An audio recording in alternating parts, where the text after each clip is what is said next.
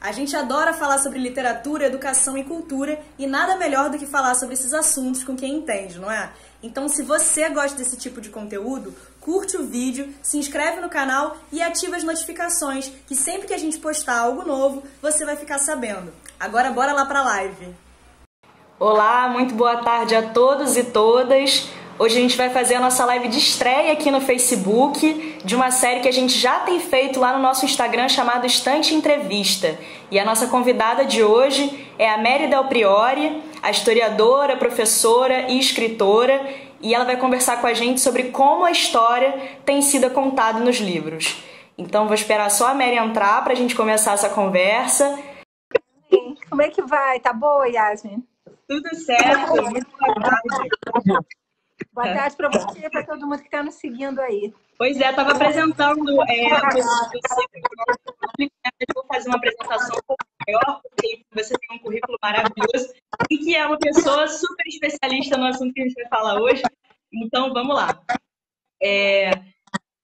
A Mary Del Priore é historiadora, especialista em história do Brasil, como eu estava dizendo, é professora e também escritora. Ela se formou em História pela PUC de São Paulo, se tornou doutora em História Social pela USP e pós-doutora pela Escola de Estudos em Ciências Sociais de Paris. Além disso, ela deu aulas de História na USP e na PUC-Rio e atualmente é professora no curso de pós-graduação da Universidade Salgado de Oliveira. Além disso, a Mary já publicou mais de 40 livros e recebeu mais de 20 prêmios literários nacionais e internacionais, entre os quais 3 jabutis.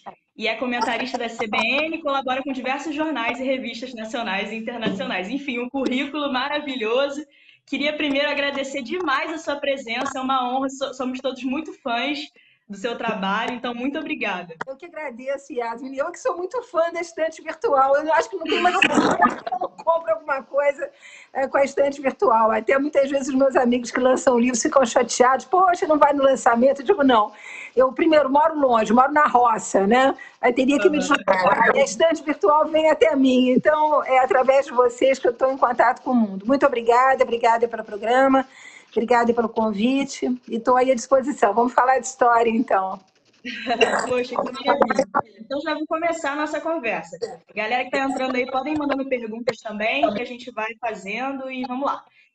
Mary, você é uma das mais importantes historiadoras do país e os seus livros apresentam para a gente detalhes e personagens fundamentais da nossa história, enfim, para mim e para todo mundo desse país e do mundo inteiro. Eu queria saber se você conseguiria se lembrar do primeiro livro de história que você leu. Consigo perfeitamente me lembrar, teve um impacto enorme. Eu comecei a ler muito cedo, viu, Yasmin? Eu era uma criança muito solitária. Eu acho que é gozado, eu acho que solidão e livros caminham juntos, porque eu tive uma infância muito solitária, uma educação muito rígida, colégio de freira semi-interna, mas na casa de meus pais tinha uma enorme biblioteca. Não que eles fossem intelectuais, longe disso, eu acho que a biblioteca, no caso deles, era mais um enfeite. Mas eu comecei a descobrir essa biblioteca muito cedo. E eu me lembro que eu li as viagens de Marco Polo muito garota. Eu devia ter, sei lá, uns 7 ou 8 anos. E me lembro também que foi uma época em que foi feito o primeiro o primeiro filme sobre Marco Polo, que eu fui assistir com a minha avó, porque eu raramente saía com a minha mãe, mas a minha avó fez o favor de me levar ao cinema, eu era garota, para assistir Marco Polo. E é interessante como essa noção da viagem, né, sempre me interessou sobre todos os aspectos, né? A viagem histórica, a viagem que a gente pode fazer dentro da gente mesmo. E eu digo sempre que a história é uma viagem, né? A gente sobe ali no tapete mágico, anda para trás, anda para frente. A história é, de fato, uma viagem. Mas eu comecei lendo livros sobre viagens, muitos deles, inclusive, narrativas de viagem, que nem eram para crianças. E depois me lembro perfeitamente também, com 8 ou 9 anos, num Natal, ganhei alguma coisa que foi profundamente marcante para mim, que foi uma caixa com a coleção completa do Monteiro Lobato. Né? E não foi à toa que o primeiro livro que eu li dele foi Viagem à Lua. É um livro importante também e que dá essa dimensão do deslocamento, né? De sair da realidade da gente.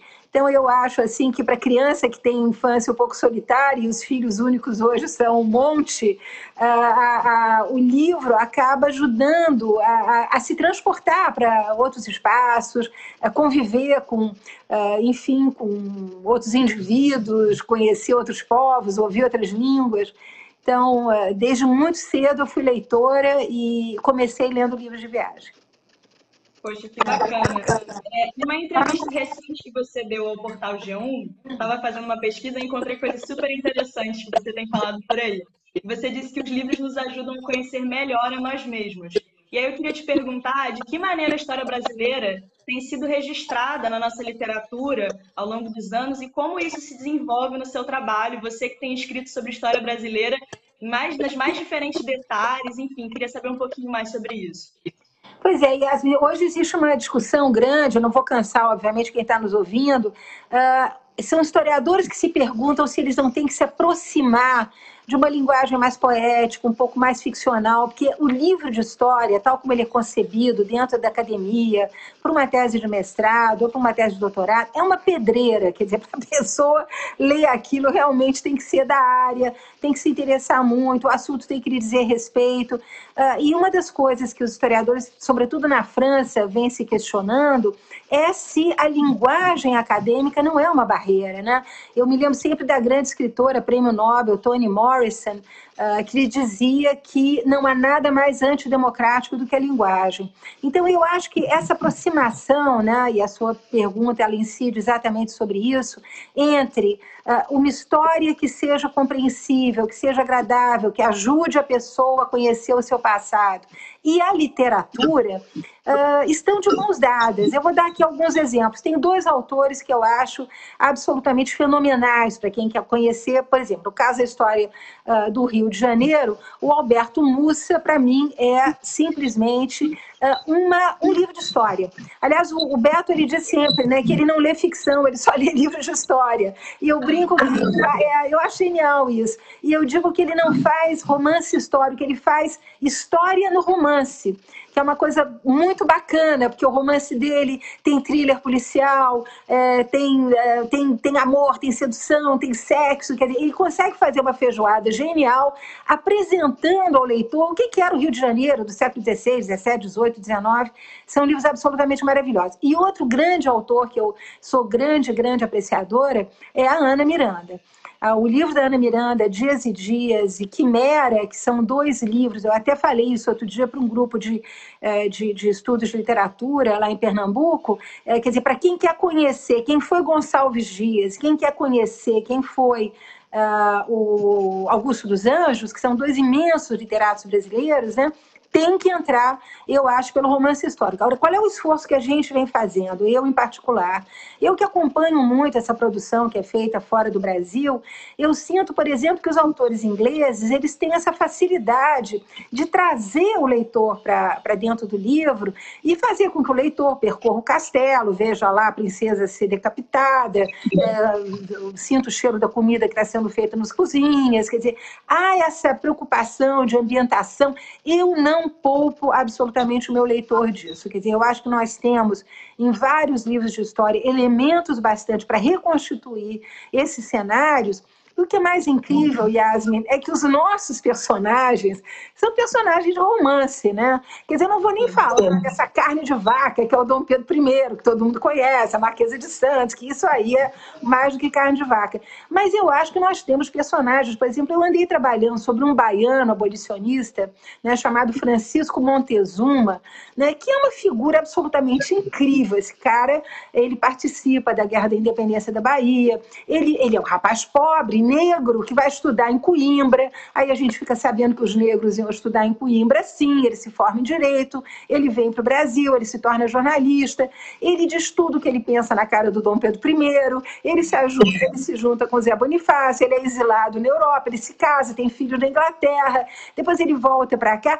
enfim, ele faz um reboliço, né? E esse cara, de fato, é um desses nossos primeiros grandes homens, né, não só que vai conviver ali dentro do império, dentro do poder, um negro que está ali no centro do poder, mas que tem uma vida super aventurosa, ele tira sarro de todo mundo, ele é da maçonaria, depois ele viaja para a Europa, ele quer copiar a maçonaria na Bélgica, usando galhadas de folhas na cabeça e um manto escarlate, ele funda o Instituto Histórico e Geográfico Brasileiro, ele é dos primeiros a falar de abolição, ele é dos primeiros, Yasmin, a escrever sobre o que é o racismo nos Estados Unidos. Isso é uma coisa incrível, né? Ele diz lá, olha, lá negro não senta ao lado de branco nem a pau, né? Nós aqui vivemos numa sociedade mestiça, nós aqui temos uma monarquia constitucional, olha onde leva a democracia, os extremos é que leva a democracia.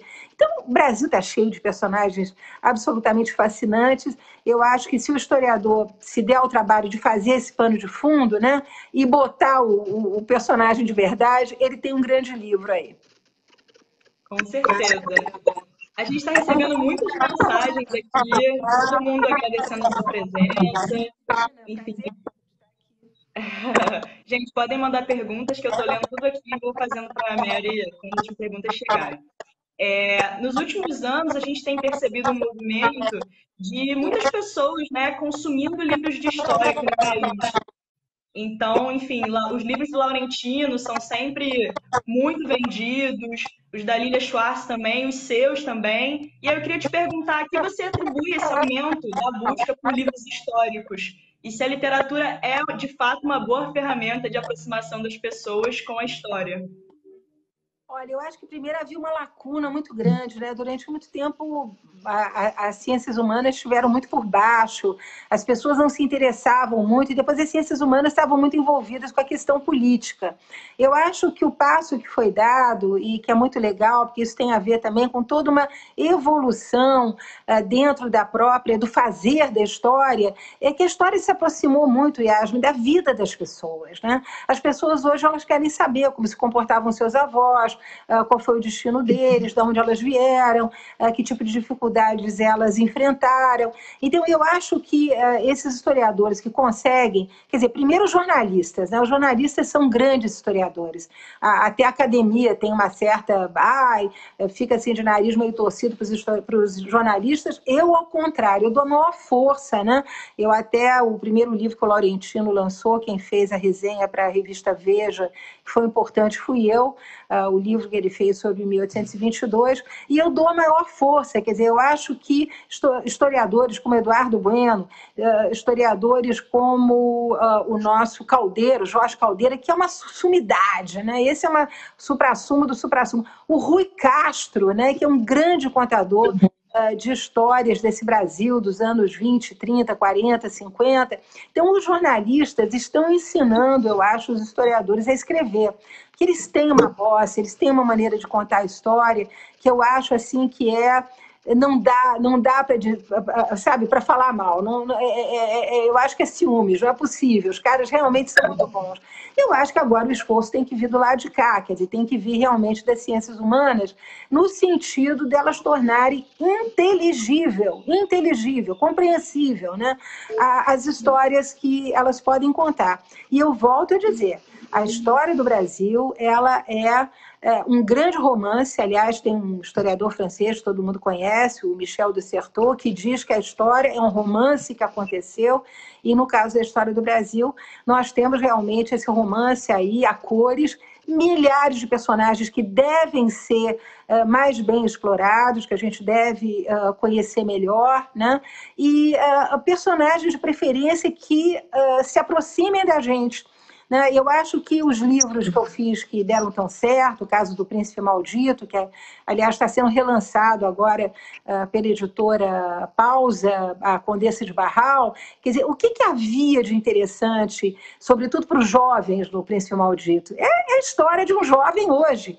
Era a mistura da ambição, da beleza, né, da vontade de ter poder, né, da proximidade com o poder e, ao mesmo tempo, da ascensão do anjo e da queda do anjo, porque ele pira, ele acaba num hospício em Viena, uma história absolutamente dramática, mas ele é o neto querido do Dom Pedro II que vai conspirar contra o imperador e contra a tia dele, a princesa Isabel. Então, isso aproxima muito, quer dizer, qualquer jovem que abra aquela história, ele sabe que se o príncipe maldito pudesse frequentar uma academia de ginástica e tomar um Lexotan, ele provavelmente teria sido o nosso Pedro III da história, porque ele era adorado pela população, era um rapaz, além do que lindo, maravilhoso, assim, parecia um Brad Pitt da vida, louro, de olhos azuis, o pessoal pirava no príncipe maldito. E a mesma coisa a Condessa de Barral, uma mulher super emancipada, né, que deixava o marido em casa, ia para os bailes mais sofisticados na corte de Paris, vinha para a fazenda dela, um engenho no interior da Bahia, dançar lundu com as escravas, frequentava a casa das escravas, tomava todo mundo banho de rio junto, ela cortava roupa com os escravos, fazia remédio com os escravos, sabia de todas as fofocas da cidade. Vai ter um caso também com um cara que é o responsável pelo Jardim Botânico de Salvador, dizem que o filho dela é desse cara, quer dizer, uma mulher super emancipada, gostava de dinheiro. Quando ela é contratada para ser a aia das princesinhas, da Isabel e da Leopoldina, ela diz, tudo bem, mas olha, aqui é a lista das minhas exigências, quero ganhar tanto, quero ter uma carruagem. Quer dizer, é tão moderno isso, quer dizer, você imaginar uma mulher que com a sua inteligência se coloque assim, sem medo do poder, né? Então, eu acho isso, eu acho que quanto mais próximo a gente traz o personagem, sem ficcionalizá-lo, porque todo mundo existe, né? Essas pessoas todas existem, até as cartas de amor de Dom Pedro para a Condessa de Barral e vice-versa, eu pude ler, quer dizer, eu não estava inventando nada, e uma história de amor linda, então... Eu acho, francamente, eu digo sempre, eu gosto de escrever, Yasmin, aquilo que eu gosto de ler. Eu quero que o leitor tenha tanto prazer de ler os meus livros quanto eu tenho de escrever. Quer dizer, se eu conseguir isso, é realmente uma delícia. Demais, Mary, demais. Então vamos começar a falar sobre os seus livros, porque a gente tem muito assunto para falar sobre eles. Então, em livros como Livros da Coleção História Inteligente Brasileira, você iniciou em 2016, História da Vida Privada do Brasil, você narra o cotidiano do país em detalhes bastante particulares.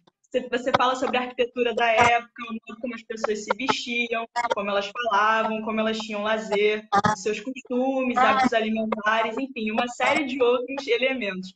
E aí eu queria te perguntar, por que falar sobre a história brasileira a partir de um olhar tão específico e de que maneira esses acontecimentos dialogam com uma visão mais macro da nossa história? Olha, esses livros foram pensados, sobretudo, eu viajo muito, viu, Yasmin? Eu vou, assim, do Acre ao Amapá, do Amapá ao Mato Grosso do Sul, e eu conheço muito as necessidades dos professores, né? O professor que está em sala de aula e que hoje não aguenta mais dizer para o aluno que ele tem que decorar o que é modo de produção, não aguenta mais explicar para o aluno o que é luta de classes, quer dizer, eu acho que há um cansaço desses conceitos e, ao mesmo tempo, eu vejo que isso vem afastando muitos jovens do próprio interesse que eles podem ter sobre a história do Brasil, né? Basta dizer que o meu livro que mais bombou e que mais sucesso faz, tanto para adultos quanto para jovens, é o Histórias Íntimas, que é uma história da sexualidade do brasileiro e que permite ao jovem entender, né, que, sei lá, desde o século XIX ele tinha que usar cuecão de couro para não se masturbar, que beijo na boca não era dado porque não tinha pasta de dente. Quer dizer, milhões de coisas que estão na realidade, que haviam doenças já sexualmente transmissíveis, realidades, né, que fazem parte do cotidiano de cada um deles. Então, a ideia realmente foi trazer o professor, a sala de aula e o estudante para dentro dessa história. Não preciso dizer a você que no Pará eu fui, é uma homenagem para mim absolutamente inesquecível da maior escola pública de Belém, que pegou o primeiro volume do Histórias da Gente Brasileira e encenou. E os atores eram crianças de 10, 11, 12 anos. Quer dizer, não tem nada mais bacana do que você entender, né, que essa garotada, ela está ali interessada, sacando o que tem de gostoso na história para surfar junto com o autor. E realmente, o que eu fiz? Eu, durante 500 anos, eu escolhi, como você bem lembrou, determinados temas, e eu fui mostrando o que muda ao longo do tempo, né? No mundo do trabalho, no mundo da casa, no nascer e no morrer, na alimentação, no consumo. Como nós nos tornamos esses consumidores vorazes, né? Que nós somos hoje. Como os anos da ditadura foram também anos de ouro e que permitiram ao brasileiro passar de cidadão a consumidor. Então, de repente, a política ficou em segundo lugar, né? Todo mundo queria ter Fusca, todo mundo queria viajar, todo mundo queria ser sócio do Touring Club para acampar não sei aonde, ter televisão, entrar no shopping center, entrar no supermercado. O impacto disso na vida das pessoas, Yasmin, da higiene, da água. A gente não tem ideia, mas até 1920, 30, as pessoas tomavam um banho por semana. Mulher lavava o cabelo uma vez por mês. Né, para tirar cheiro de sovaco debaixo do braço, se passava cebola crua, né? Ou então um lenço que se passava num cadáver. O pessoal ia lá para o enterro, passava um lenço assim em cima do cadáver e depois botava no sovaco, porque havia a crença de que isso tirava o mau cheiro debaixo do braço. Então, a higiene, o consumo, a roupa, o rádio, o cinema, como isso entra na vida das pessoas, muda a vida das pessoas, é um elevador social. Também mostrei nesse livro como a nossa sociedade, que é absolutamente mestiça, é importante lembrar disso o tempo todo, né? Nós somos uma mistura grande, não só de diferentes nações indígenas, mas de diferentes nações africanas que vêm para cá com seus falares, que vêm para cá com as suas tradições, que tentam fazer irmandades religiosas, que aglutinem essas nações, preservando as suas tradições religiosas africanas para fundar depois as suas casas de candomblé, para depois essas casas de candomblé darem as mãos às tradições indígenas e se transformarem nas casas de umbanda, né? Como é que tudo isso é vivido? Que povo nós somos, que gente singular nós somos, que coisa apaixonante que é ser brasileiro, né? Apesar de todas as dificuldades, eu acho que quando a gente olha para trás, como nós conseguimos tirar realmente de uma mata fechada e de uma praia, um país, uma história, uma nação, uma língua, um povo. Eu sou assim uma entusiasta. Eu fiz esses 4 volumes assim com grande paixão. São maravilhosos. Quem ainda não conhece, eles estão disponíveis lá no ambiente virtual. Depois dessa live, confiram. Mas por enquanto fiquem aqui. Vamos só depois da live. Mas você também escreveu importantes biografias de personagens ilustres da nossa história, como eu estava falando lá no início, como a da Condessa de Barral, que você já falou um pouquinho, a Paixão do Imperador Dom Pedro II e As Vidas de José Bonifácio, que foi lançada em 2019. Aí eu queria te perguntar, na sua avaliação, que importância as biografias têm no registro da nossa história? Olha, eu acho que há biografias e biografias, né? Há aquelas biografias apologéticas. Ai, fulano era um santo, ele era o máximo, ele só fazia coisas interessantíssimas, ele era brilhante. Não. Eu acho que bacana é a gente pegar os personagens, né? Conhecê-los intimamente, percorrer os caminhos que eles percorreram, imaginar, né, junto com a documentação histórica, como é que era a vida deles, o que os movia, né? Olha, Yasmin, eu raramente senti tanto cheiro de ambição quanto eu senti quando trabalhei com o Zé Bonifácio.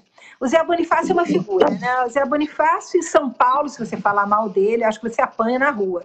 Então, ele é adorado, ele é o paulista que fez a independência, era um homem brilhantíssimo, brilhantérrimo, só dava bola dentro. Resultado, eu peguei o Zé Bonifácio, fui lá para trás, a Pequena Santos, onde ele nasceu, que era um vilarejo de pescadores, uma coisa completamente sem pé nem cabeça.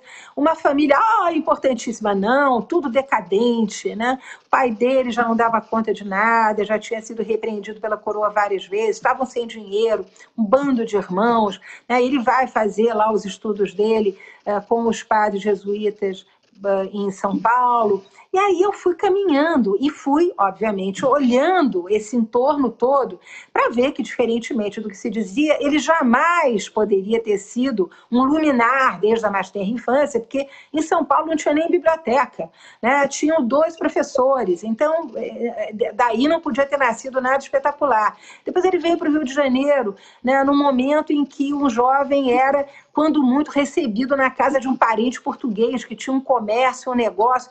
Em suma, até ele conseguir ir para Coimbra, e eles vão muito sem dinheiro, porque a Coimbra é um negócio espetacular. Coimbra só não aceitava escravos, né? Mas nós temos muitos mulatos, nós temos muitos negros estudando em Coimbra, nós temos gente pobre, temos os filhos também dos grandes plantadores, né, de cana-de-açúcar, dos grandes senhores do Nordeste que vão estudar lá. Ele é do time pobre. Ele e o irmão são do time pobre. E aí a gente vai vendo que o sonho do José Bonifácio não é outro que não se tornar um funcionário público. É o sonho da vida dele. Eu quero ser funcionário público, que aí eu vou ter um dinheiro, aí eu vou ter, como ele mesmo dizia, né, um governilho, alguma coisa para tocar. E aí ele faz uma carreira toda calcada nessa grande ambição. As viagens dele eu acompanhei para e passo, né? Ele, inclusive, todo mundo diz, falava trocentas línguas, não. Né? Quem esteve com ele, alemães que estiveram com ele, atestam que ele falava muito mal o alemão, que o inglês dele era macarrônico. É muito provável que ele falasse bem francês, porque o francês era, na época, uma língua um pouco universal, como hoje é o inglês e amanhã será o chinês, provavelmente, mas naquela época era o francês. Mas aí você vai vendo todas as jogadas dele, depois quando ele volta para Portugal, o maior tiro no pé, porque aí a corte tinha vindo para o Brasil, então todos os sonhos dele de grandeza, de ser promovido, ele dá com os burros na água. É uma carreira muito melancólica, né? E o que eu queria pensar nesse livro, que eu acho que muita gente não entendeu, é como se envelhece no poder, como o poder é terrível, Yasmin, quando o político ele começa a envelhecer, como ele é afastado, ele se torna invisível, né? O final do José Bonifácio no Rio de Janeiro é o final de um homem invisível, é uma coisa terrível. E eu lembro sempre, e o mais importante, a independência não foi feita pelo José Bonifácio. A independência foi feita por muita gente, né? Inclusive por adversários do José Bonifácio que queriam, que é o caso do Ledo, por exemplo, que queriam uma república o quanto antes, da mesma maneira que as repúblicas estavam pipocando aqui na América do Sul, por muitos maçons, né? Com tendências completamente diferentes, com projetos diferentes. O projeto em Pernambuco era diferente do projeto da Bahia, diferente do Rio, São Paulo. Então, tudo bem, teve um papel importante a um dado momento, era ruim para burro, mandava bater nos seus desafetos. Hoje, quando a gente vê aí político sendo morto, na época das eleições, ele, na época, mandava cobrir os desafetos de pau. Então, uma figura, né? Mas é óbvio que se eu dissesse que ele era o máximo, que ele era genial, talvez ele tivesse colado melhor. Vamos voltar, então, agora às especificidades que são abordadas nos seus livros, os temas, enfim, eu acho isso tudo muito interessante. E eu queria começar falando sobre as mulheres. Nos seus livros, as mulheres são constantemente protagonistas, enfim, desde a princesa imperial, Isabel de Bragança, a vereadora Marielle Franco, que tem a sua história contada no livro Sobreviventes e Guerreiras, que foi lançado em setembro desse ano. E aí eu queria te perguntar de que maneira a trajetória das mulheres brasileiras se relaciona com o nosso desenvolvimento enquanto sociedade. Fundamental, fundamental. E eu agora estou numa grande pesquisa sobre as mulheres negras, né, as mulheres pardas, as mulheres mulatas. Eu só lembro aí aos nossos ouvintes, para não ferir susceptibilidades, que esses são termos históricos que sempre foram usados, que estão dicionarizados e que a gente encontra nos documentos. E na mobilidade social dessas mulheres, quer dizer, como essas mulheres se tornam, no final do século XVIII, o grupo mais forte, economicamente falando, depois dos homens brancos da capitania de Minas Gerais. Quer dizer, como é que essas mulheres tomam o elevador social e, uma coisa fundamental, como é que elas educam os seus filhos? E qual é o resultado dessa educação? Vou dar aqui só um exemplo aí para os nossos queridos ouvintes compreenderem. O fundador do romantismo no Brasil é um rapaz paupérrimo chamado Francisco Sales Torres Homem. Ele era mulato, ele era filho de um padre e de uma quitandeira negra, cujo nome ou cuja alcunha era Maria, você me mata. Esse rapaz a mãe teve a preocupação de fazer esse rapaz estudar desde cedo, tá? Ele, aos 18, 19 anos, já estava no jornalismo, ele estava fazendo a faculdade de Direito, e ele consegue, né, por honra e graça de um amigo, que é um grande jornalista, ser mandado para Paris, para estudar lá. Ele vai estudar Direito e Economia na Sorbonne. Estamos falando aí de 1840, para vocês terem uma ideia, momento em que 42% da população brasileira era constituída por negros e pardos livres, empresários, pessoas que tocavam suas vidas, não estavam absolutamente na miséria nem na sarjeta, como desejam algumas pessoas. Ao contrário, estavam aí lutando por um futuro melhor para seus filhos. Enfim, só para tornar a história menor, e é um pouco isso que eu estou perseguindo, graças a esse investimento feito por essa mãe, né, que nós vamos ver replicado em outras figuras também negras que tiveram um sucesso espetacular, ele se torna não só presidente do Banco do Brasil, como ministro da Economia, né, de Dom Pedro II, com grande sucesso, renegociando a dívida que o Brasil tinha com a Inglaterra, né, administrando problemas internos seríssimos. Quer dizer, essa ligação entre mulher de cor, educação, investimento nos filhos, é um potencializador absolutamente maravilhoso. E eu lembro que essas mulheres também, eu trato disso no meu livro, tiveram outros elevadores sociais, né? Um deles foi, sem dúvida nenhuma, com muito sucesso, a rádio, a voz, né?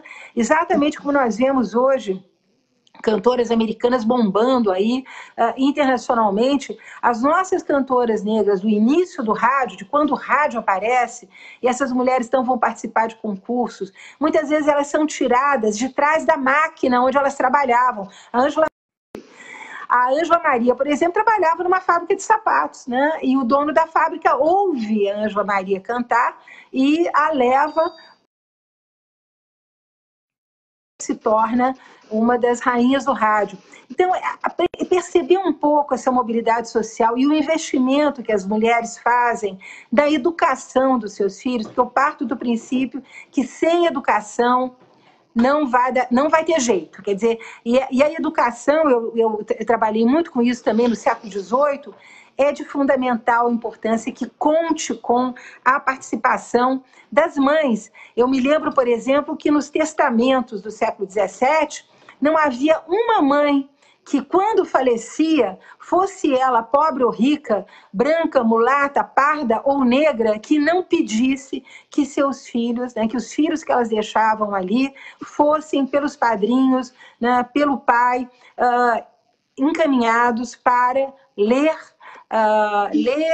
contar e rezar. Eram as três coisas que eram solicitadas nos testamentos. Então, essa mulher que está interessada no letramento dos seus filhos, essa mulher que vai participar do movimento de abolição e depois do movimento republicano, escrevendo, as escritoras negras que vão aparecendo no século XIX, as bibliotecárias negras, eu conto tudo isso nesse meu último livro, Sobreviventes e Guerreiras. Essas mulheres têm um impacto enorme na história do Brasil, né, e ainda merecem mais estudos. Eu apenas, né, passei assim como em voo de passarinho, porque o livro é um livro muito grande, são vários pequenos assuntos, mas é fascinante a gente ver a luta dessas mulheres e o sucesso que isso traz. Educação é tudo.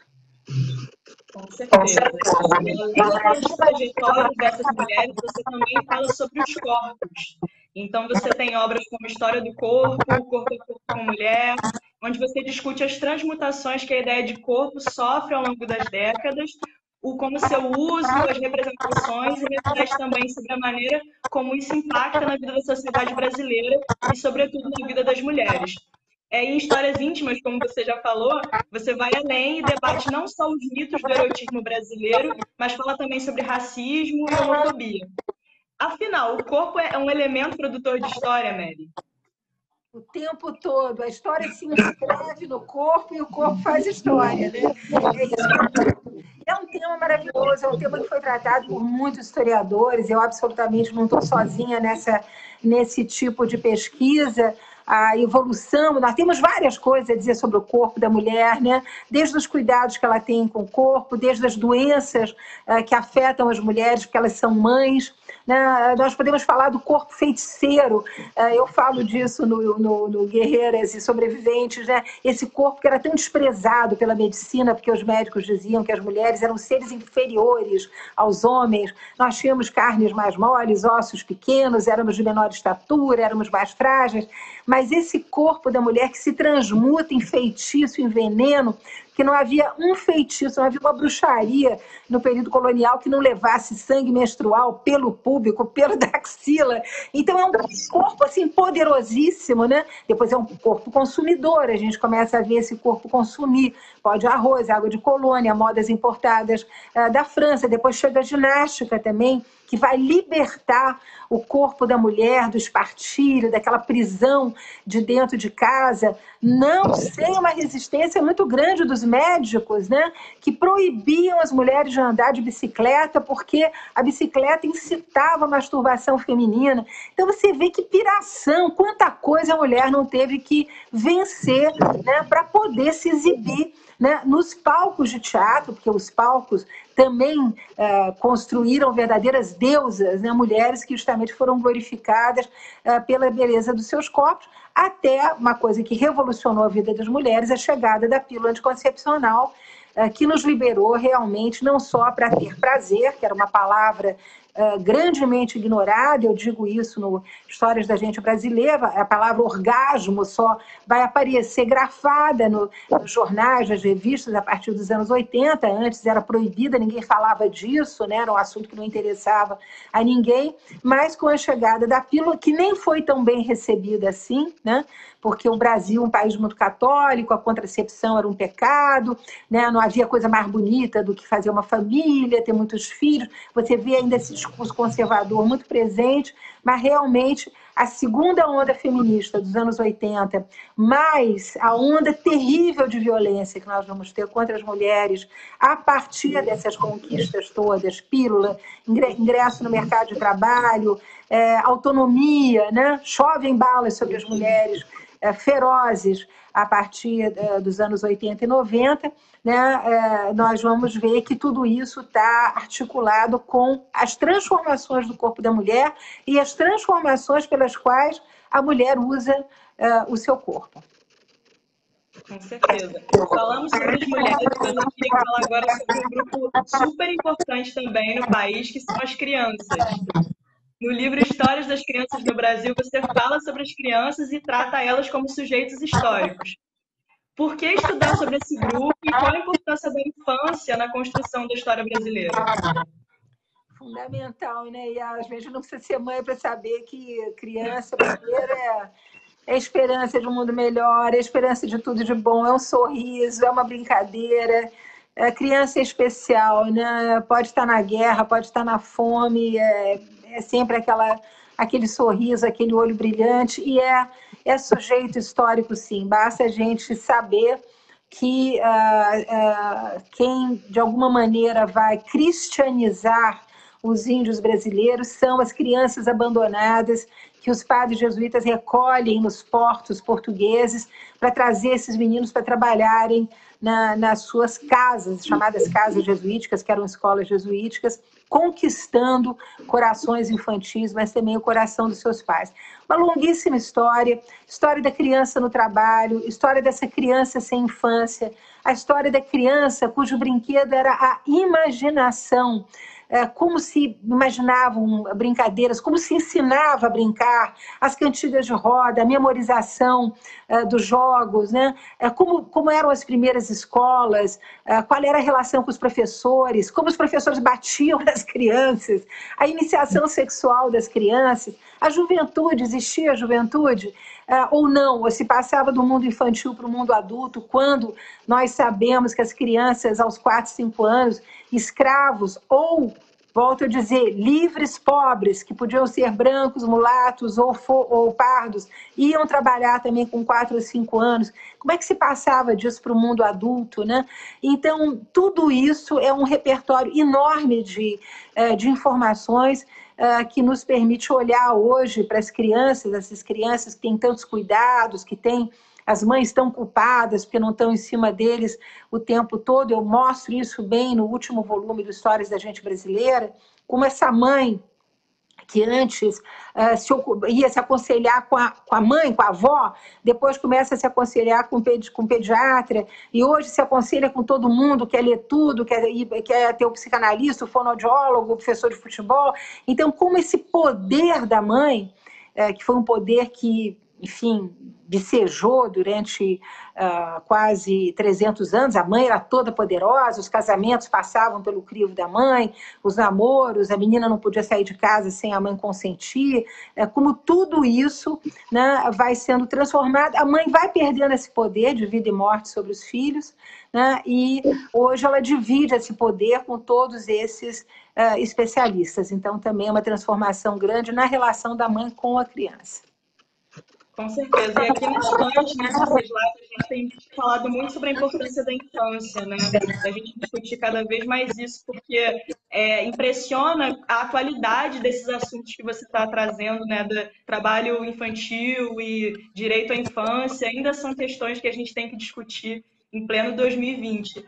Então, é muito importante você falar sobre isso e registrar isso em livro. Então, também leiam esse livro da Mary, também está disponível lá no estante virtual, mas leiam depois da live novamente, continuem assistindo a gente, porque o papo tá bom demais. Eu vou mudar um pouquinho a pegada das perguntas, mas antes disso eu vou ler uma pergunta que fizeram para você aqui nos comentários. O Depa Domingos te perguntou: o que falta para termos bons filmes sobre a história do Brasil também? Eu acho que você tinha falado sobre os bons livros de história. Eu não sei se a gente perdeu um pouquinho do timing da pergunta. Mas se você puder retomar. Lógico. Olha, eu acho que o problema todo, quer dizer, eu acho que durante muito tempo as novelas fizeram muito mal à história do Brasil, porque nas novelas os personagens apareciam sempre muito caricaturizados e havia uma ênfase muito grande em agradar o público. Então, uma série de informações históricas, né, que ajudariam, inclusive, a nós conhecermos a psicologia daquela época, a maneira como as pessoas se relacionavam, acabava caindo por terra. Só para dar um exemplo, quer dizer, beijo na boca, né, tal como a gente vê nas novelas, mulher pelada na banheira, isso era impossível no século XIX, isso não se fazia. Ao contrário, os sentimentos todos eram externados através do olhar, através do toque das mãos. Quem conhece bem, e você deve conhecer os filmes estrangeiros, sabe que os filmes estrangeiros nunca vão além, né, daquilo que é a moldura histórica. Agora, nós sabemos que o cinema brasileiro vai de vento em popa. Nós temos aí diretores, sobretudo em Pernambuco, no Nordeste, tem uma escola de cinema maravilhosa, muito documentarista bom. É importante que eles agora se voltem um pouco mais para a história. Qual é o problema da gente tratar com o período colonial, por exemplo, ou o próprio século XIX? Nós não temos cenário.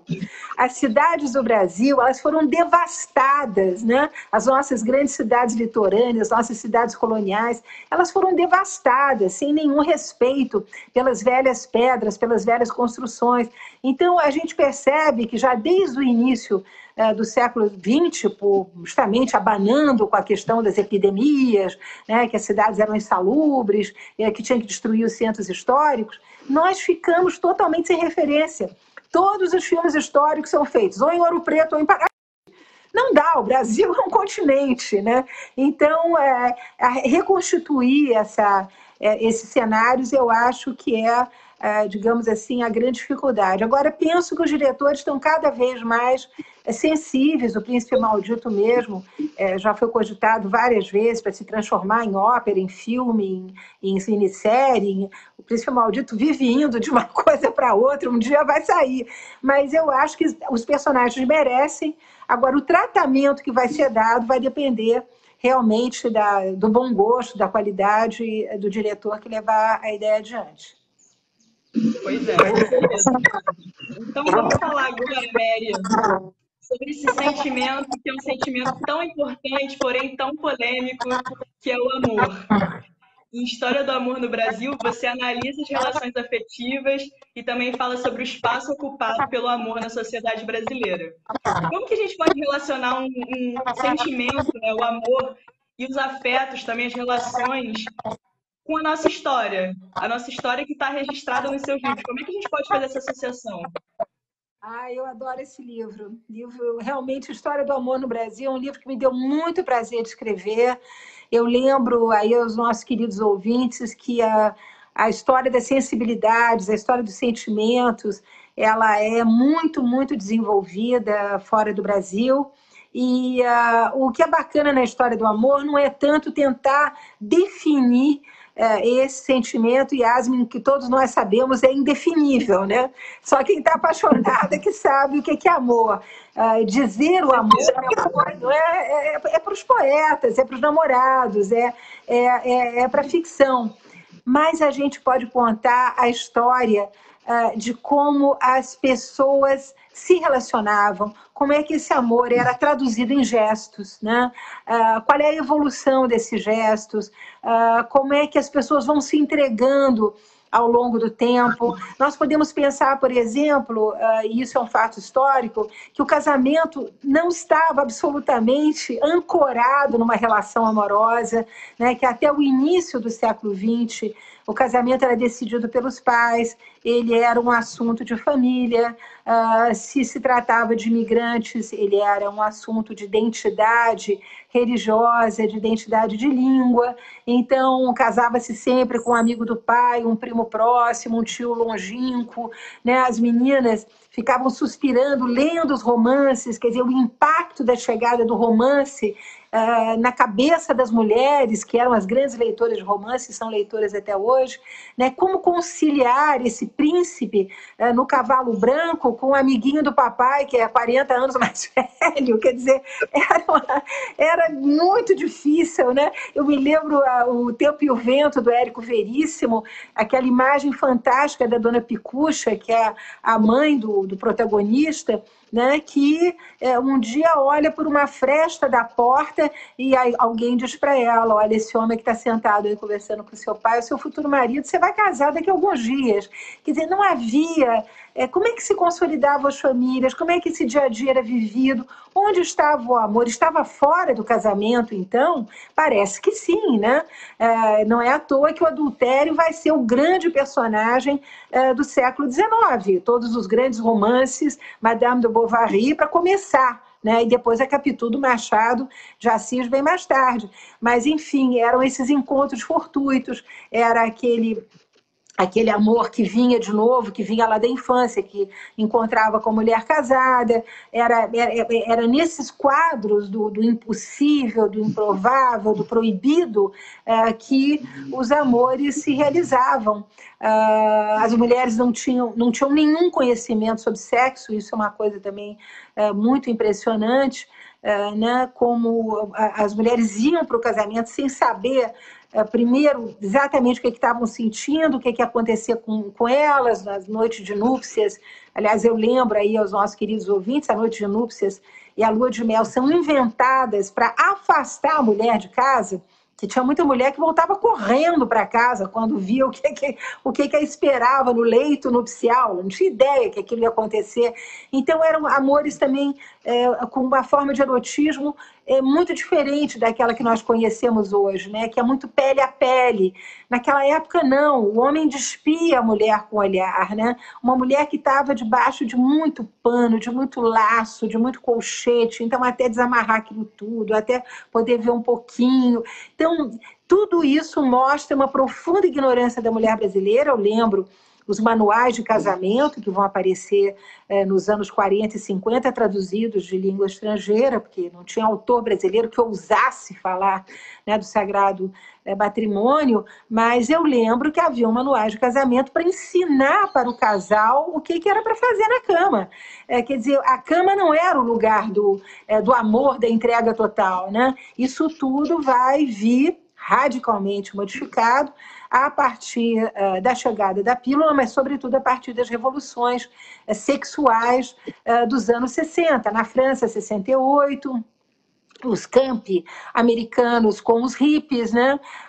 Aqueles lemas, amai-vos uns sobre os outros. Quer dizer, há uma mudança ali, uma quebra total de tabus. A virgindade acaba ficando em última das preocupações das meninas, que agora podem controlar a sua sexualidade graças à pílula. Então, tudo isso vai modificando as relações, o olhar que o homem tem sobre a mulher. Eu lembro que até os anos 70 havia a menina para casar e a menina para aproveitar, a maçaneta, a vassourinha, a piranha. Então, essas dicotomias elas vão desaparecendo, né, a partir dos anos 80 e 90. E hoje, graças a Deus, estamos aí num mundo livre, onde as escolhas são feitas pelo coração, pelas afinidades, né? E nós abandonamos essas caixinhas que faziam e fizeram muito mal a muita gente. Com certeza. Eu não poderia deixar de comentar, Mary, que eu acho que você falou uma coisa genial em várias entrevistas também que eu li sobre adultério em 2020, que você diz que as pessoas não têm mais tempo, né, de ter amantes com o trânsito de São Paulo. Eu acho isso genial. Não dá mais para ir para um motel na hora do almoço, né, Yasmin? Tem que voltar. Muito bom. Eu acho que há relações muito mais abertas, transparentes. As pessoas se escolhem hoje, não porque papai sempre sabe, porque é o filhinho de alguém, amigo do papai e da mamãe, ou porque frequenta o mesmo clube, ou foi na mesma escola, mas, graças a Deus, as escolhas são muito mais abertas, né? E a gente está muito mais à vontade, isso é que vale. Com certeza. Brincadeiras à parte, eu queria falar agora sobre um outro tema que eu acho super interessante em um dos seus livros, que é a religião. Em 2014, você lançou o livro Do Outro Lado, a história do sobrenatural e do espiritismo. E, enfim, você discute essa questão da importância, né, do espiritismo, da construção do espiritismo. E eu queria saber qual é o papel da religião na composição da nossa sociedade, como a gente conhece. Eu sei que você trata nesse livro sobre o espiritismo especificamente, mas se a gente puder abrir um pouco mais a discussão, queria falar um pouquinho sobre essa importância da religião na composição da sociedade brasileira. Olha, eu acho que esse é um tema maravilhoso, mesmo porque, Yasmin, eu acho que ele revela como o Brasil é mestiço, né? Porque se você... E é isso que eu mostro nesse livro. Quer dizer, por que eu escrevi sobre espiritismo, né? Primeiro, porque eu acho que é um assunto fascinante, e segundo, porque quando eu fiz as biografias da Princesa Isabel, do Príncipe Maldito, e eu ia falar assim para grande público, tinha sempre um grupo de pessoas que me aguardava assim, no final da palestra e perguntar se eu era espírita e se eu ouvia aquilo que eu havia escrito, né? Aquilo realmente me levou a me interessar pela questão do espiritismo. Eu descobri coisas fantásticas, né? Primeiro que o espiritismo chega no Brasil como uma moda francesa, da mesma maneira que chega o pó de arroz, da mesma maneira que chega a dentadura, da mesma maneira que chega o cabeleireiro. Então ele é uma moda consumida pela elite, mas uma elite que é abolicionista.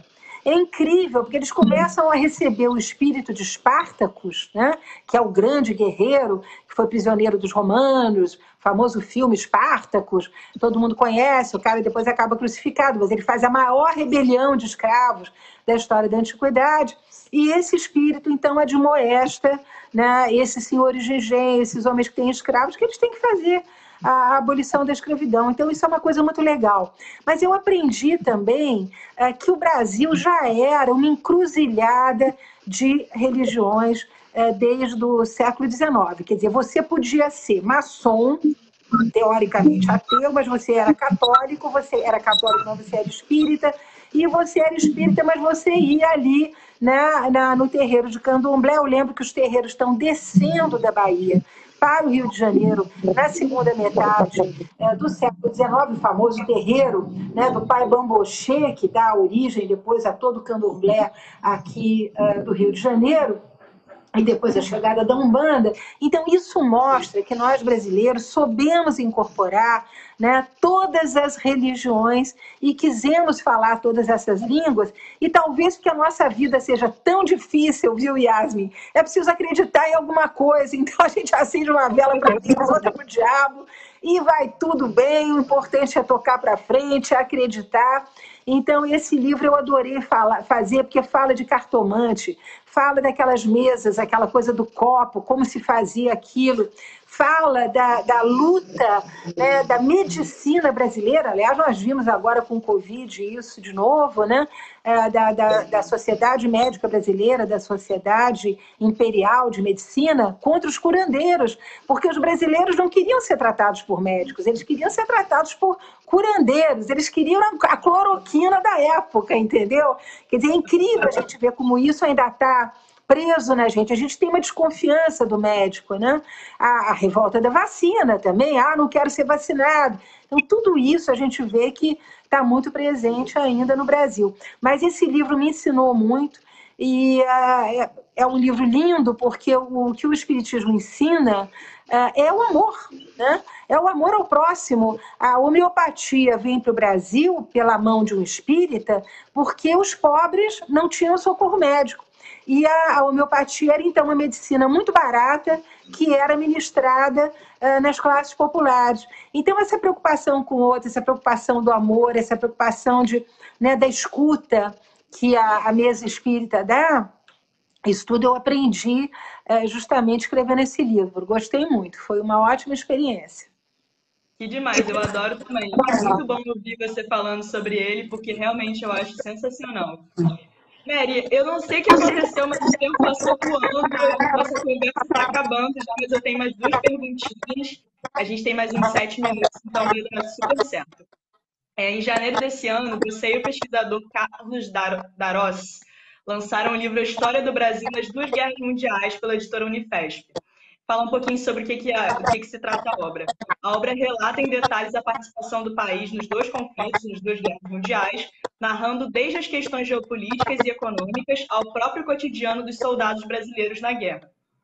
Queria te perguntar, por que a gente precisa falar sobre os períodos turbulentos da nossa história, principalmente em 2020, e quais riscos o movimento recente de revisionismo histórico, que deseja justamente apagar essas turbulências da nossa história, pode trazer à sociedade brasileira e à sua literatura? Olha, eu disse para você no início da nossa conversa que educação é tudo, né? E justamente educar-se significa conhecer melhor o seu passado. A grande escritora Nélida Pinhon, que acabou de receber um prêmio importantíssimo, ela diz muito bem que sem livros, um país sem livros é um país sem pensamento. Então, nós temos realmente que encarar esses negacionismos todos e mostrar o quanto eles poderão fazer mal ao Brasil se nós não os tratarmos decentemente. O Histórias dos Brasileiros na Primeira e Segunda Guerra é um livro importantíssimo, feito. Eu tive o prazer de trabalhar com Carlos Darós, ele é um autor de vários livros sobre a Segunda Guerra Mundial, ele é um especialista no assunto. Eu lembro, viu, Yasmin, aí os nossos queridos ouvintes, que eu tenho toda uma série lá com a Unesp, com a editora da Unesp, História do Corpo, História dos Homens no Brasil, História dos Esportes no Brasil. Estamos agora fazendo uma História da Juventude no Brasil, que é um tema muito interessante. Então, essa coleção da Unesp, ela procura contemplar temas de sociedade, né? Se está aí um tema que interessa a muitos leitores de história, é a presença brasileira nessas 2 guerras, que foi, como muitos sabemos, uma presença na Primeira Guerra muito embaçada, inclusive por conta da gripe espanhola, e na Segunda Guerra uma presença heróica, porque as pessoas que foram recrutadas para ir para a guerra eram arrancadas muitas vezes, né, do seu pequeno terreiro agrícola no interior de Minas Gerais, para ir empunhar uma arma que nunca empunharam, comer uma comida que nunca comeram, que era comida americana, enfrentar temperaturas absolutamente incompreensíveis, neve, gelo, inverno. Então, tudo isso, obviamente, teve um impacto tanto na vida psíquica, mental, emocional de vários dos nossos soldados, que tem que ser muito reverenciados, né? não podemos fazer com os soldados da Primeira e da Segunda Guerra o que fizeram com os soldados da Guerra do Paraguai, que foram completamente esquecidos.